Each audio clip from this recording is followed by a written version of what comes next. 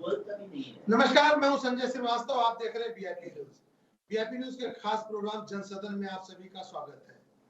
देवभूमि उत्तराखंड और उत्तराखंड का सबसे सुंदर शहर देहरादून। सुंदरता की तरफ है, स्वच्छता की तरफ है, सुव्यवस्थित बनने की तरफ है। महायोजना आ गई है। देहरादून महायोजना मास्टर प्लान नया आया है। 2041 तक का इन्होंने एक मास्टर प्लान तैयार किया है और उस मास्टर प्लान में ये है कि देहरादून को कैसे सुंदर बनाया जाए, कैसे सुरक्षित बनाया जाए, कैसे व्यवस्थित बनाया जाए। इन सब के साथ एक महत्वपूर्ण चीज है कि यहाँ पे जो मैन पावर की कैपेसिटी है, कितनी देहरादून में होनी चाहिए और कितने लोग हैं, उस पे विचार नहीं किया गया है। मुख्य बिंदु है, इस पे चर्चा हर प्लेटफॉर्म पे होनी चाहिए। लेकिन आज हम चर्चा केवल ये करेंगे कि जो उन्होंने महायोजना तैयार किया है, उस महायोजना में क्या क्या है, क्या क्या नहीं है। उन्होंने आपत्तियां आमंत्रित की है। आपत्तियां आमंत्रित करने की अंतिम तिथि कल है, यानी 30 तारीख। वह भी एक चर्चा का विषय है कि उन्होंने लिखा कि 30 अप्रैल अंतिम दिन है, जबकि हर आदमी को पता है कि 30 अप्रैल को छुट्टी है। तो इसका मतलब हो गया कि वह अंतिम दिन आज भी आपत्तियां गई। कई विषय है, बहुत बड़ा विषय है, क्योंकि दून, जिस दून को लोग जानते हैं, उस दून में कहा जाता था कि अगर आपके शरीर में हल्का सा भी पसीना हुआ तो ये मान लिया जाता था कि बारिश होने वाली है। उसका क्या कारण था कि पूरे देहरादून में नहरें चलती थी, सुंदर होता था, आदमी, गाड़ियां बहुत कम दिखती थी, भीड़ भाड़ नहीं होता था। हमारे साथ जो लोग बैठे वो ऐसे ही लोग बैठे हैं जो ऐसे माहौल में रहे हैं। हम इन्हीं से चर्चा करेंगे कि जिस देहरादून की परिकल्पना इन्होंने की थी, आज वह देहरादून किस तरफ बढ़ रहा है और 2041 में वह देहरादून कैसा लगेगा। हमारे साथ कांग्रेस के वरिष्ठ नेता, प्रदेश प्रवक्ता है सूरज सिंह नेगी जी, बहुत बहुत स्वागत है आपका। भारतीय जनता पार्टी के प्रखर वक्ता, आप अभी जब ये बहस करेंगे तो आपको लग जाएगा कि कितनी मजबूती से गलत बातों को भी दमदारी से रखते हैं। संजीव वर्मा जी, बहुत बहुत स्वागत है। और इन दोनों आदमियों के साथ आम आदमी पार्टी, जिसका इसलिए महत्वपूर्ण योगदान है क्योंकि इस समय वो देहरादून के विषय में, क्या देश के विषय में जैसा माहौल दिखता है, सोचने वाली व्यवस्था से निकली हुई पार्टी है। हमारे साथ है अमेंद्र बिष्ट जी, बहुत बहुत स्वागत है आपका। सबसे पहले हम चलेंगे सूरज सिंह नेगी जी के पास, इसलिए क्योंकि ये पंचायत जो होता है उसके अध्यक्ष भी रहे हैं और जमीनी नेता है। इनसे हम पूछते हैं कि जिस समय ये देहरादून में रहते थे उस समय का माहौल क्या था, तब इन्होंने देहरादून को उत्तराखंड माना, और उसके बाद आज क्या है, और जो ये मास्टर प्लान आया है तब क्या होगा। सूरज सिंह नेगी जी। देखिए संजीव जी, जहां तक उत्तराखंड राज्य का प्रश्न है जी, उत्तराखंड राज्य की मांग इसलिए हुई थी कि ये विषम भौगोलिक परिस्थितियों वाला राज्य है और उत्तर प्रदेश से विकास के मामले में हो या किसी भी मामले में हो, ये जो भूभाग था ये पिछड़ रहा था, विकास की दौड़ में पिछड़ रहा था, मानव संसाधन की दौड़ में पिछड़ रहा था। और ये उत्तराखंड का जो देहरादून है, देहरादून एक ऐसा शहर था कि यहाँ जब पहले जमाने में बताते हैं कि जितने बड़े बड़े यहाँ पर लोग होते थे वो उनको केवल एक प्रोटोकॉल था उनका, या एक देखिए कि उनकी संपन्नता थी, उनको केवल हाथ से पंखा झेलने वाले लोग होते हैं। इस शहर में पंखा तक नहीं चलता था। ये प्रदूषण से मुक्त शहर था और जितने भी अधिकारी यहाँ पर आते थे देश की स्वतंत्रता के बाद अपने उत्तर प्रदेश में रहते हुए, तो सब अधिकारी ये तय करते थे कि उनको देहरादून में बसना है। देहरादून पर्यावरण की दृष्टि से बहुत सुंदर शहर है और जो क्राइम रेट था वो बिल्कुल नगण्य था यहाँ पर, तो हर आदमी शांति प्रिय एरिया में बसना चाहता था। और आज की जो स्थिति है, आज की स्थिति भयावह हो गई है। पूरा जो बासमती की बेल्ट थी जो देहरादून की बासमती यहाँ की प्रसिद्ध थी, उस बेल्ट में तमाम कंक्रीट के जंगल खड़े हो गए हैं। अनियंत्रित विकास जो है इस देहरादून की आबो हवा को, यहाँ के पर्यावरण को लेने का काम कर रहा है, और जो पहचान थी देहरादून की वो खत्म हो गई है। बीसी जी के पास, मैं आपके पास लौटूंगा सर, क्योंकि आपसे जुड़ा हुआ प्रश्न मैं बीसी से लूंगा, क्योंकि ये चीजें बीसी ने भी देखे।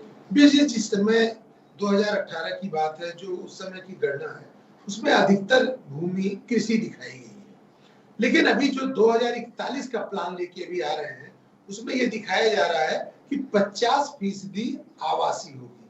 और ऐसे में जो पर्वतीय मूल का शहर है, जिसके ऊपर कहा जाता है कि कैपेसिटी से ज्यादा लोग आज रह रहे हैं, अगर ये मास्टर प्लान लागू हो गया और यहाँ पे और लोग आ गए, तो ऐसे में आप कैसे देखते हैं इस शहर को? देखिए संजय भाई, सबसे बड़ी बात तो ये है कि शहर के बचाव के लिए एक प्लानिंग की बहुत आवश्यकता है।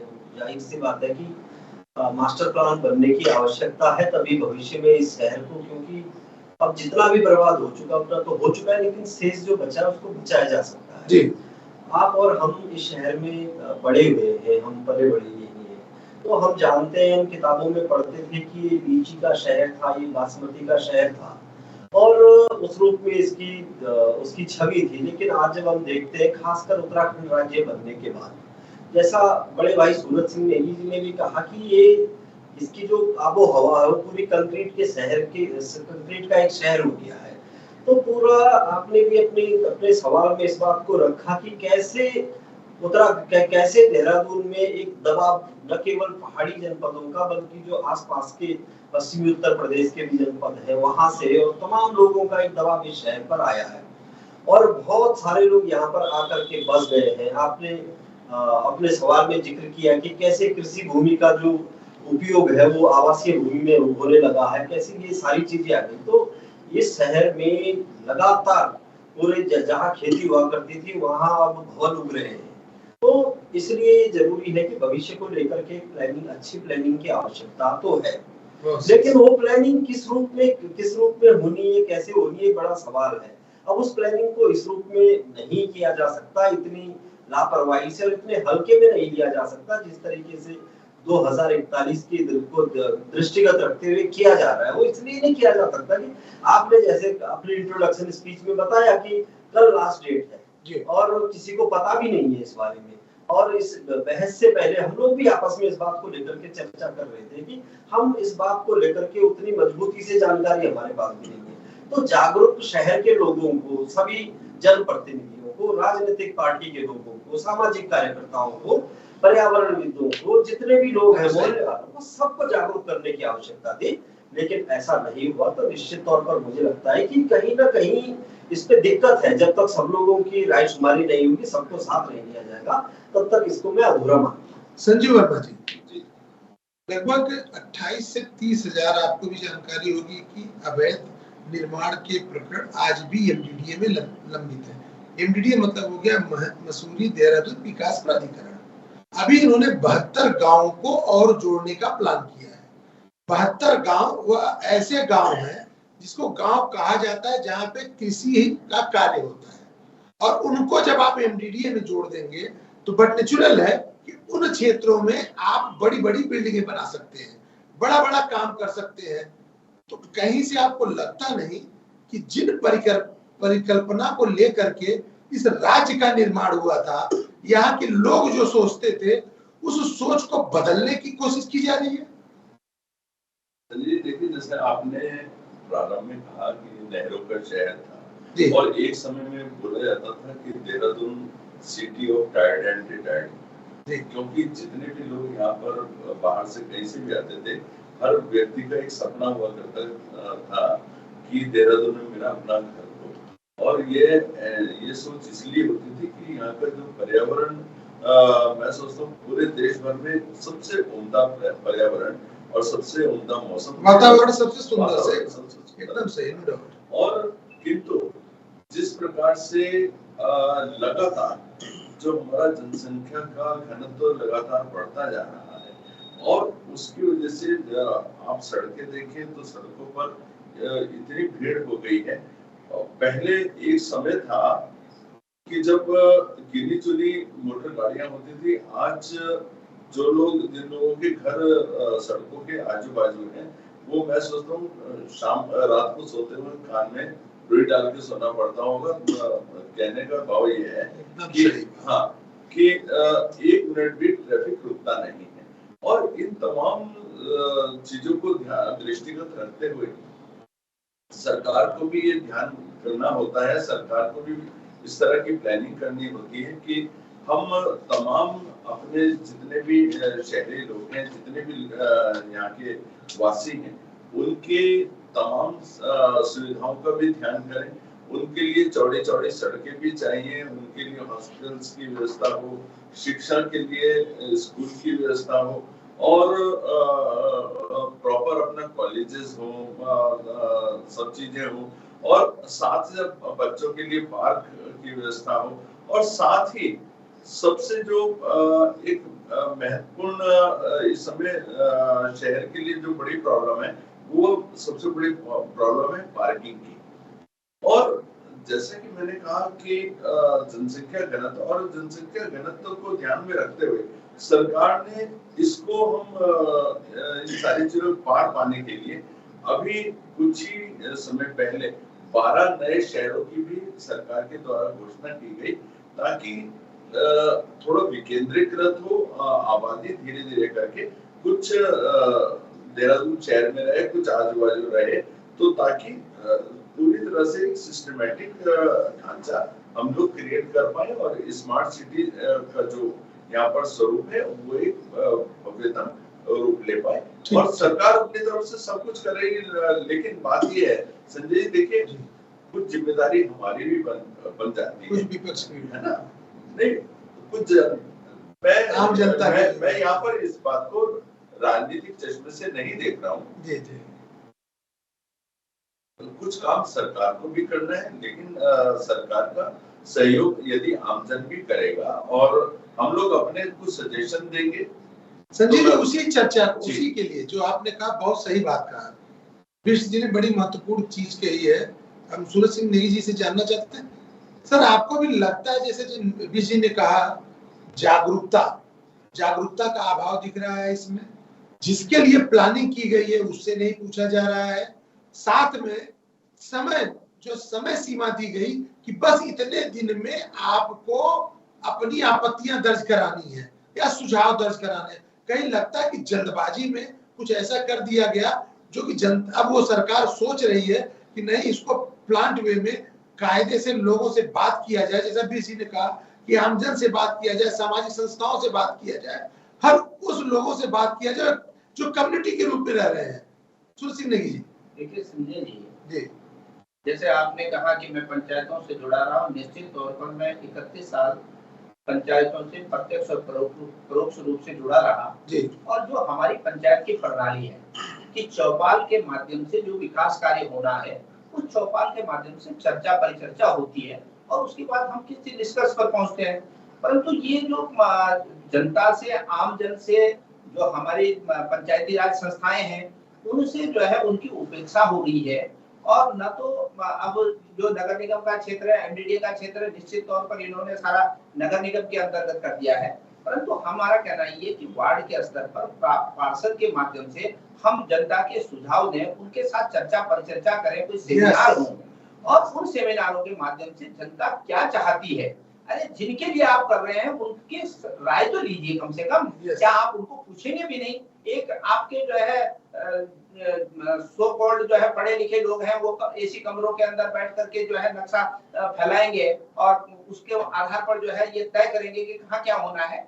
ये ठीक नहीं है व्यवस्था तो ये होनी चाहिए कि जिन लोगों के लिए हो रहा है वो लोग कैसा स्मार्ट शहर चाहते हैं, क्या मास्टर प्लान में खूबियां होनी चाहिए, जनता के सुझाव उसमें जो है लिए जाने चाहिए। और पूरा सब लोग चर्चा परिचर्चा के बाद अगर कुछ हो तो निश्चित तौर पर उससे जो है एक बेहतर काम हो सकता है, जिसका अभाव है। तो सरकार को चाहिए कि जिन लोगों के लिए आप शहर बनाना चाहते हैं, कैसा शहर हमारा हो, तो हमारी भी तो भागीदारी होनी चाहिए। एकदम सही। कोई सेमिनार आयोजित करें, आप छोटे-छोटे समूह में चर्चा करें, तब जाकर के आगे बढ़े।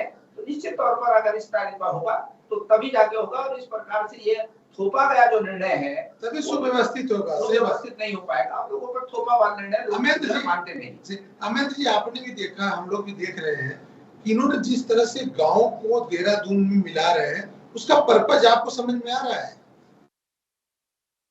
देखिए, मुझे ऐसा लगता है कि ये नगर निगम का क्षेत्र बढ़ा दिया, एमडीडीए का क्षेत्र बढ़ा दिया। जी, मुझे ऐसा लगता है कि महानगर पालिका को जो नगर निगम बनाया गया है, उसको विस्तारित करने को लेकर के इस तरीके की मंशा हो सकती है।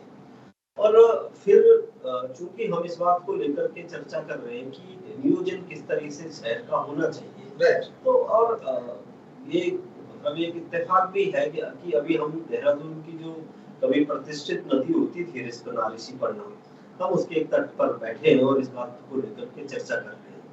तो आप देखेंगे कि जब ये राज्य बना और उस राज्य बनने के बाद इस नदी के किनारे आप देखेंगे, आप तो लंबे समय से पत्रकारिता में यहाँ पर काम कर रहे हैं, तो जो ज्यादातर जो निदेशालय है, ज्यादातर जो मुख्यालय है, वो इस नदी के तट पर बना दिए गए सरकार के द्वारा। और मतलब इस शहर की जो, इस प्रदेश की जो विधानसभा है, वो भी इस नदी के एक हिस्से को काट करके भी बनाई गई।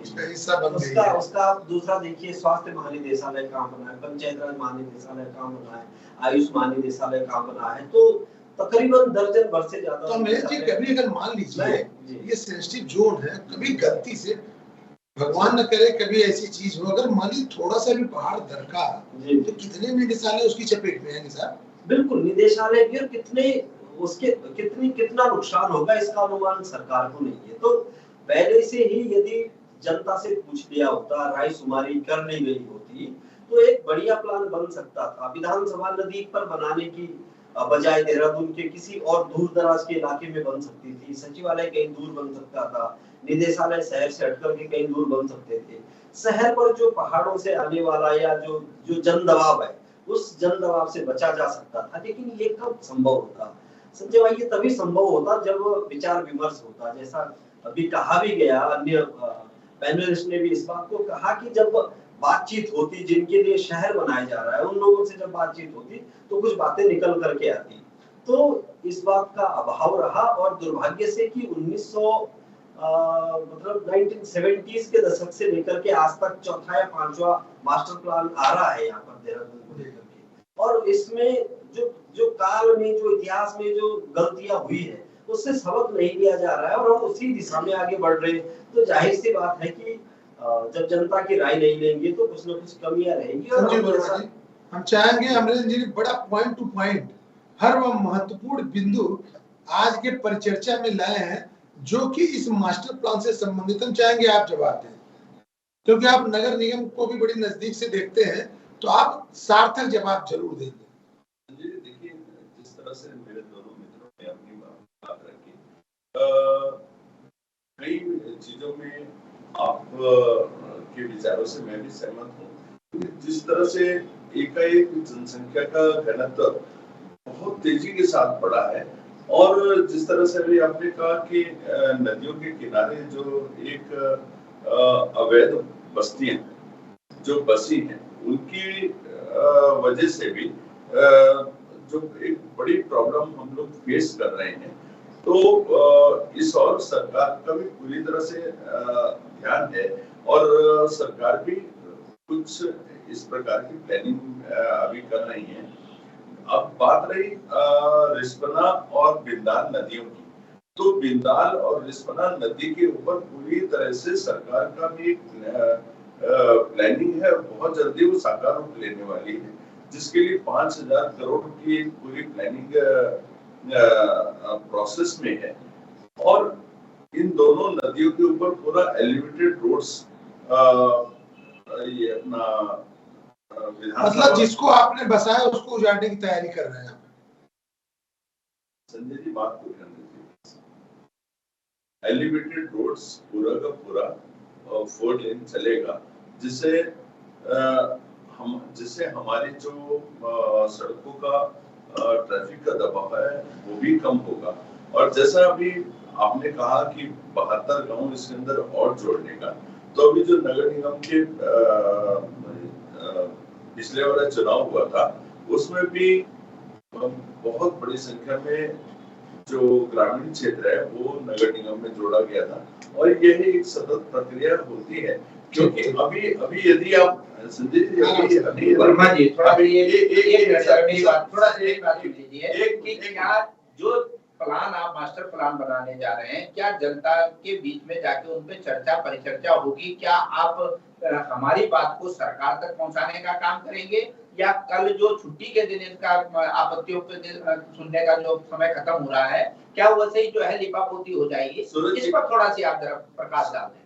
सूरज जी देखिए, नहीं आज परिचर्चा में हम चाहेंगे संजय जी कि समय को बढ़ाने के लिए आप अपने लेवल से हमारे माध्यम से एमडीडीओ को मैसेज दिया जाए कि समय बढ़े, और हमारी बहस का तभी जाकर सार्थक रिजल्ट आएगा, क्योंकि कल अंतिम दिन नहीं होना चाहिए, किसी भी हाल में नहीं होना चाहिए। देखिए जैसे मेरे मित्र सूरज जी ने कहा कि हमारे जो भी विचार हैं उनका भी समावेश होना चाहिए। हाँ, यदि आपके जो भी कंस्ट्रक्टिव विचार होंगे, जो भी आम जन के हित के जो भी विचार आएंगे, उनको हम सरकार तक पहुंचाने का हम काम करेंगे, क्योंकि ये उत्तराखंड न केवल मेरा है, ये उत्तराखंड हम सबका है, और हम सबका कर्तव्य बनता है कि हम उत्तराखंड को कैसे सुंदर बनाए, स्वच्छ बनाए। सूरज सिंह नेगी जी के पास चलूं, उसके पहले मैं अमरेंद्र जी एक प्रश्न का जवाब मैं आपसे लूंगा। संजीव जी ने बड़ी मजबूती से कहा कि ये अवैध बस्तियां, साहब ये किसने बसा रखी है?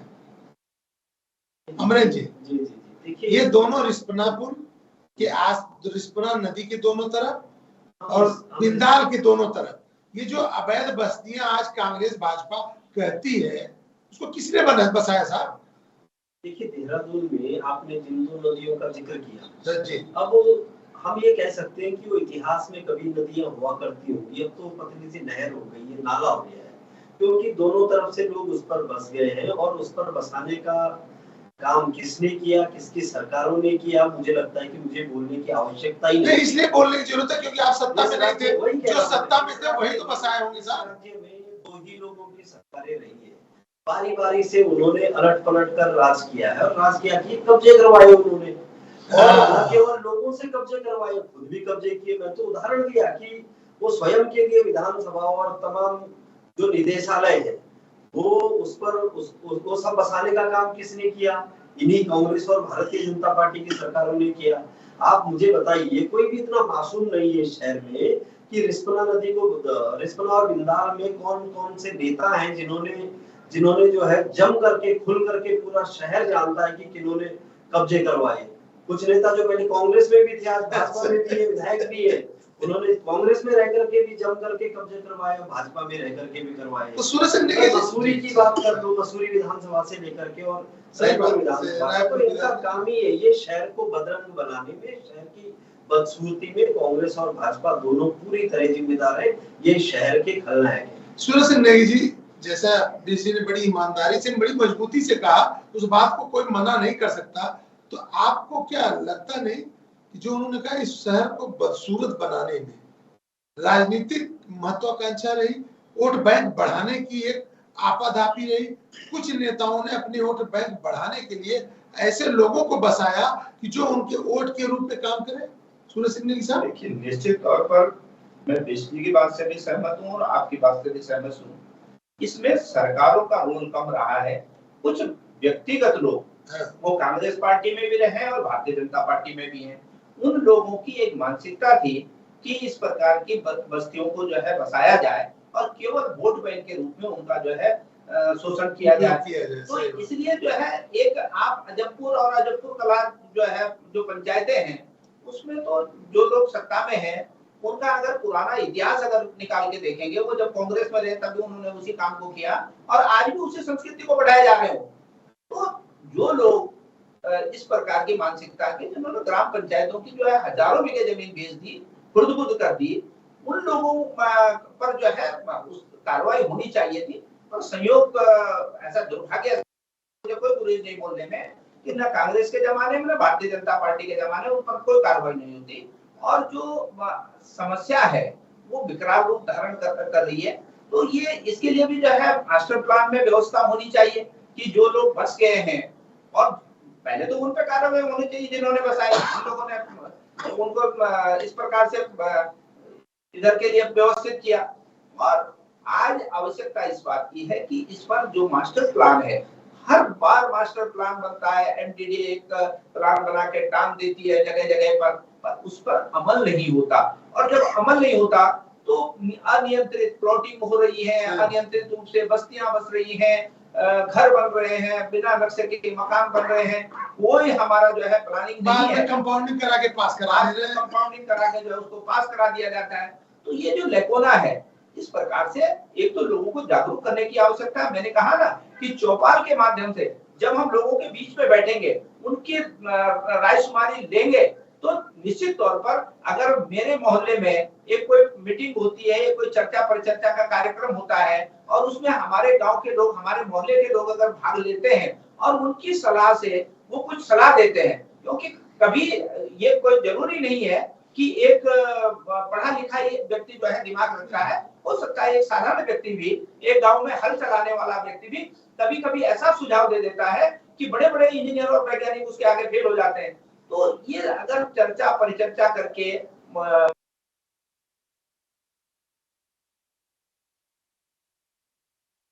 ये है, फिर उन पे अमल करने की हमारी नैतिक जिम्मेदारी हो जाती है। और जब किसी कार्य के लिए आप जन समर्थन से लोगों की जन भावनाओं के अनुरूप जो है निर्णय लेंगे, तो वो जो है आपका प्लान सक्सेस भी होगा। संजीव वर्मा जी, एक बहुत से क्षेत्र सम्मिलित किए गए हैं और एक तकनीकी खामी बहुत बड़ी है जो कि आप भी फेस करते होंगे, क्योंकि आप लोग बड़े व्यवसायी और पुराने लोग हैं। यहाँ पर जो राजस्व का नक्शा है और जो गूगल मैप है, उसमें बहुत ज्यादा डिफरेंस है। तो क्या आपको लगता नहीं कि सबसे पहले उस चीज को व्यवस्थित करने की आवश्यकता जरूरी है कि राजस्व के नक्शे से उस गूगल मैप का मिलान किया जाए, जिसके बाद इस मास्टर प्लान पे आगे बढ़ा जाए? संजीव वर्मा जी, ये तकनीकी बिंदु में बात क्यों आपसे? संजय, देखिए, मैं भी आपकी बात से एक पक्ष में तो सहमत हूँ। उसमें मैं आपको एक छोटा सा एक दो स्थान का उदाहरण देता हूँ जहाँ पर एक समय में वो पूरा एग्रीकल्चर जोन हुआ करती थी, लेकिन कालांतर में वहां पर काफी रिहाइश हो गई। और यदि आप पुराने उसमें देखते हैं, पुराने उसमें नक्शों में उठा के देखते हैं, तो आज भी उन क्षेत्रों को एक एग्रीकल्चर उसमें दिखाया जाता है, जबकि वास्तविक उसमें यह है कि आज वहां पर एक तरह से आर्थिक जोन में वो जगहें आ गई हैं। और जिस तरह से आप शहर की बात करते हैं, शहर में इतनी जो डेंस पॉपुलेशन है और इसको पूरी तरह से सुव्यवस्थित करने के लिए क्षेत्र का विकास परम आवश्यक है। और जिस प्रकार से अन्य गांवों को जोड़ा जा रहा है यहाँ पर, तो मैं सोचता हूँ एक अच्छे कदम के रूप में है, ताकि हमारे को खुली खुली जगहें मिलेंगी, तो चौड़ी चौड़ी सड़कें भी मिलेंगी और ट्रैफिक का जो तो आप नए जोन की बात कर रहे हैं, लेकिन जो अभी मास्टर प्लान आया सर, मैं अमरेंद्र जी के पास चलूंगा। अमरेंद्र जी, इन्होंने क्या किया कि रिहायशी इलाकों में व्यवसायिक प्रतिष्ठान खोलने की भी बात की है। तो आपको लगता नहीं कि वहां पे इतनी पॉपुलेशन, इतना ट्रैफिक बढ़ जाएगा कि आम जन का वहां पे चलना दुर्लभ हो जाएगा? बिल्कुल निश्चित तौर पर देहरादून की जो मूल भावना है जी, जो देहरादून की पहचान, जिसको सभी पैनलिस्ट ने इस बात को कहा कि देहरादून लोग क्यों रहने आते थे, क्यों वो देहरादून में रहने का सपना देखते थे। तो अब अगर मास्टर प्लान में इस तरह की चीजों को रखेंगे कि कॉलोनी, आवासीय कॉलोनी के बीच में जो है कमर्शियल व्यावसायिक चीजें भी रखेंगे, तो निश्चित तौर पर उससे चीजें खराब होंगी। और सिर्फ इसीलिए अब सिर्फ मास्टर प्लान बनाने के लिए उसमें क्लॉज रहता है कि आपको जन सुनवाई भी करनी है, रायशुमारी भी करवानी है। तो आप इंटरनेट पर डाल देंगे, उसको अंग्रेजी में डाल देंगे, कोई समझे ना समझे, तो सिर्फ औपचारिकता पूरी करने के लिए नहीं, उसके लिए सबको साथ लेने की आवश्यकता है क्या लोग चाहते हैं कि वो जिस कॉलोनी में रह रहे हैं उसमें कोई व्यावसायिक प्रतिष्ठान भी बने? क्या वो चाहते हैं कि वहाँ वो किस तरह के माहौल में बनना चाहिए? तो ये बताएगा कौन? ये इस वक्त ये बताने के लिए तो जन सुनवाई होगी, और जन सुनवाई से सरकार या जो एमडीडीए है, जो इस काम की जिम्मेदारी जिसको मिली है, वो इससे बच रहा है। अब दूसरी बात जो आपने कहा कि जो 70-72 गांव जो जोड़े जा रहे हैं, तो मुझको लगता है कि वो उसको मैं चुनाव की दृष्टि से जोड़ना नहीं देख रहा हूँ, उसको मैं एमडीडीए के जो कैचमेंट एरिया है, जो प्रभावित एरिया, शायद उसमें जोड़ने की बात हो रही होगी। वो इसलिए जोड़ रहे हैं कि वहां से कुछ उन पर भी नियंत्रण किया जाए, उनसे टैक्सेस के रूप में, और जो प्लान बनेगा उसमें यहाँ से कुछ लोग जो है कुछ लोग चुनूंगी वो जब शहर में आएगा। अमित जी, आप तो मतलब मूल रूप से प्योर पहाड़ी व्यक्ति हैं। आप ये बताओ, जो क्षेत्र आपका मतलब आप कृषि क्षेत्र है, उस क्षेत्र को जब आवासीय आप बनाना चाहोगे, और आज की स्थिति में आप देख रहे हैं कि छोटी छोटी गलियों में मल्टी कॉम्प्लेक्स बना दे रहे हैं रिहायशी इलाकों में, जहाँ पे 20 फीट की सड़कें हैं, वहां पे 5 मंजिली बिल्डिंगें बना दे रहे हैं। तो ऐसे में जो ये कृषि क्षेत्र है, हम बात कर ले अगर सूरज सिंह नेगी की घर की तरह रायपुर में अगर छोटे छोटे गाँव में इस तरह की चीजें बनेंगी, तो क्या लगता नहीं कि दिक्कतें आएंगी वहां के लोगों के लिए, उन पहाड़ के लोगों के लिए जो ऊपर से वहां केवल वहां सुकून में शहर से बाहर रह रहे हैं? संजय भाई, बहुत दबाव आ जाएगा वहां ग्रामीणों पर, वहां गांव के लोग परेशान हो जाएंगे।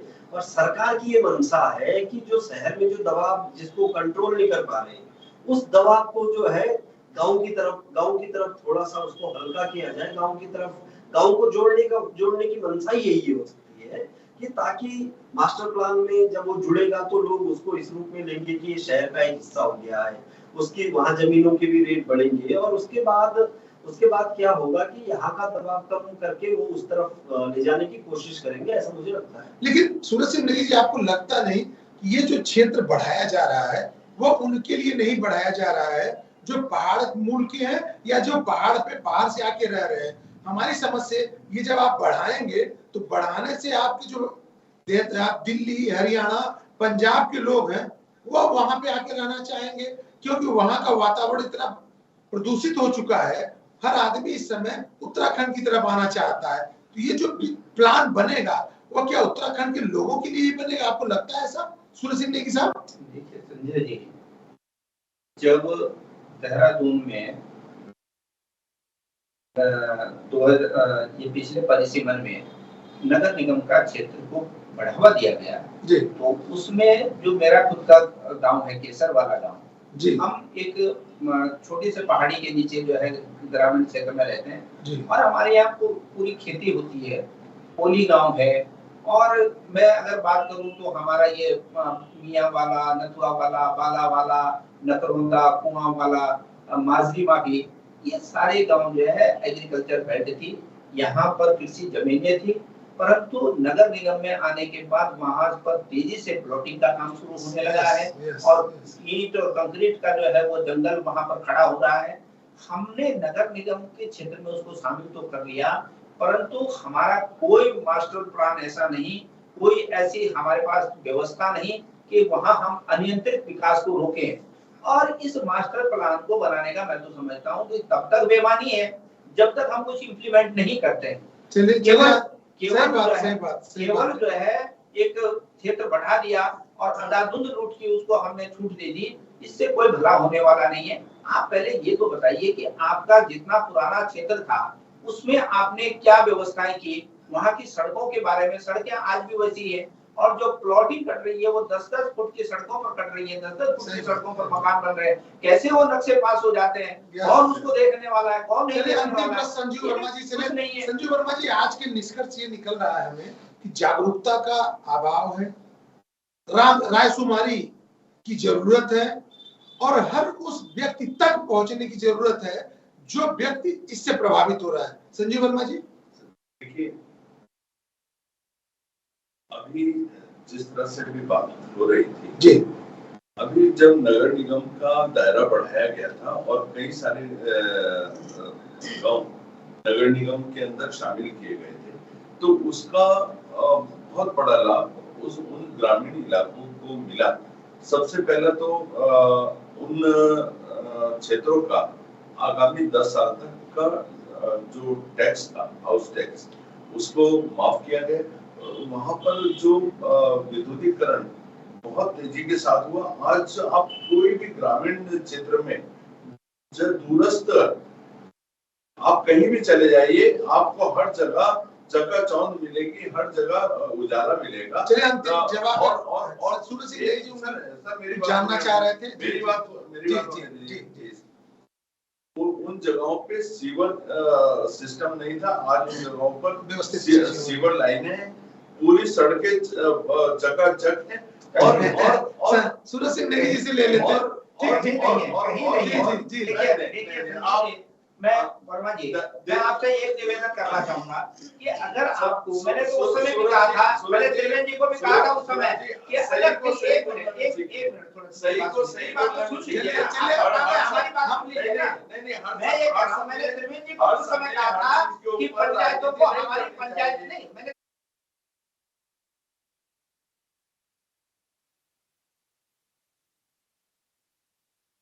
पंचायत का मैंने उनको उदाहरण दिया था।